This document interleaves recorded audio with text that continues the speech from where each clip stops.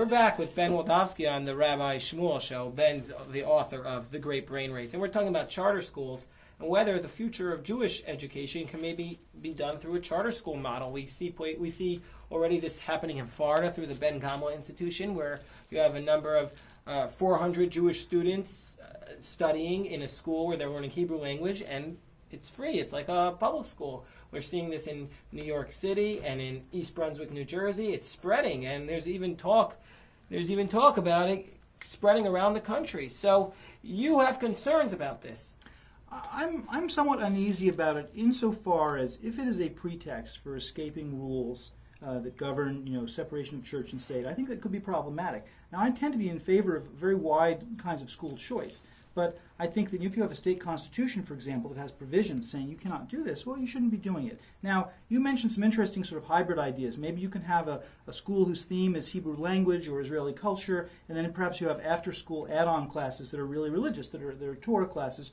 That could work. Well, what I was thinking about, and you could comment on this, what about a online school for 2 days a week, and then or an online school 5 days a week, but you can do it on your own hours, and then that's the charter, and then you can start a Jewish day school, you're studying the Talmud the rest of the time. Why not? Look, I just talked to a guy, an old high school friend who's evangelical Christian. He's been living in Russia, and he told me... You have friends who are Christians? Oh, yeah. Yeah, I'm just teasing, of course. Some of my best friends. So, in Russia, apparently, they started homeschooling because half the day the kids were in Russian schools, and the rest they did their homeschooling to keep them up with American stuff. And now they're back in the States. They're just continuing with homeschooling. So we're in a world now where there's a huge number of options for schooling. And I think that, people will find a way. Look, with Catholic schools, there's a new organization, I know some people involved with it, that's taking advantage of the fact that a lot of inner-city Catholic schools are closing. It's not a good thing, but the church is pulling out of those places. They've traditionally been a great education for inner-city kids, many of them not Catholic, many of them African-American, low-income kids. So what this organization is doing is going to try and keep those schools open, but not as Catholic schools, as charter schools.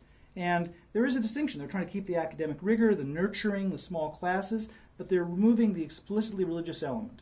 Well, or is it still being run by the Catholic Church? Nope.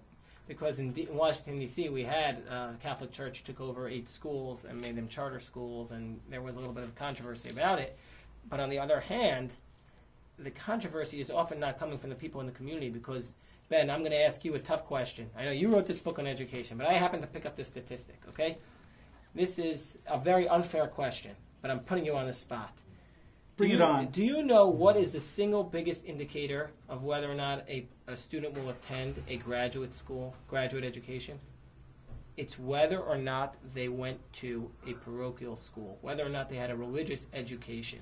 If they had a religious education, they are more likely, that is the indicator as to whether or not they will go for a graduate school education. I mean, it's too good to check, as you told me before, but that's the statistic I was taught. That's fascinating. And that teaches us that there's something to be said for allowing religious institutions, or at least schools that have a motivation on some level from religion, to be involved in the education business. Because if we pull them out of the education business, if we say that a charter school can't even have a patina of anything related to religion or a culture, then what we're doing is we're often taking the parents who are the most motivated ideologically and zealously as it relates to education, and taking them out of the education system. And then what we're left with, Ben, is a public school system that's eroding.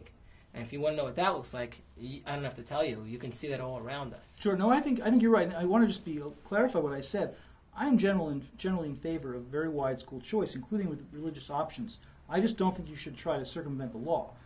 So what you have to do is change the law. I would never circumvent the law. Let's be very clear about this. I have lawyers in our synagogue. We have multiple lawyers, and we don't do anything to circumvent the law. But the question is, what does the law allow?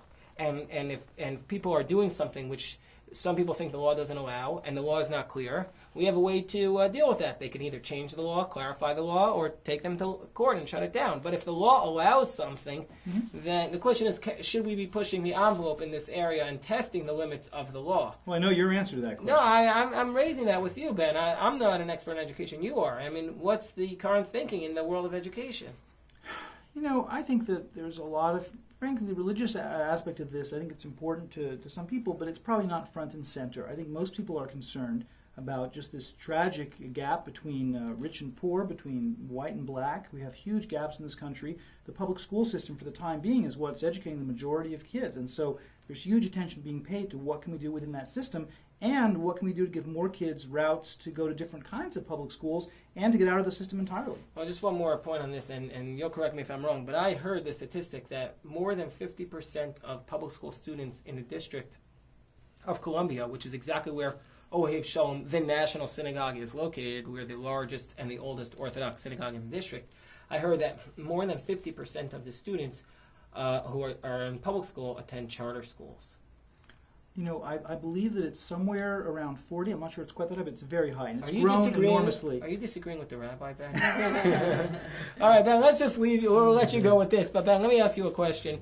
This will be the final question for Ben Wildavsky on the Rabbi Shmuel Show. And the question is, if you had the opportunity to say to everybody in the world just one sentence that encapsulates one idea from this book, and you had the opportunity to address that sentence to millions of people, which is what you have now, what would that sentence be? What do you want people to get out of this book and to learn from this book?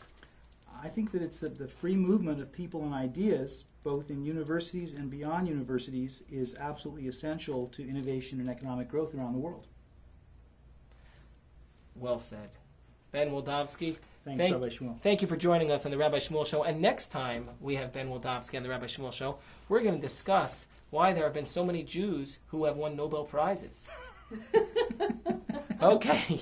Thank you for joining us on the Rabbi Shmuel Show.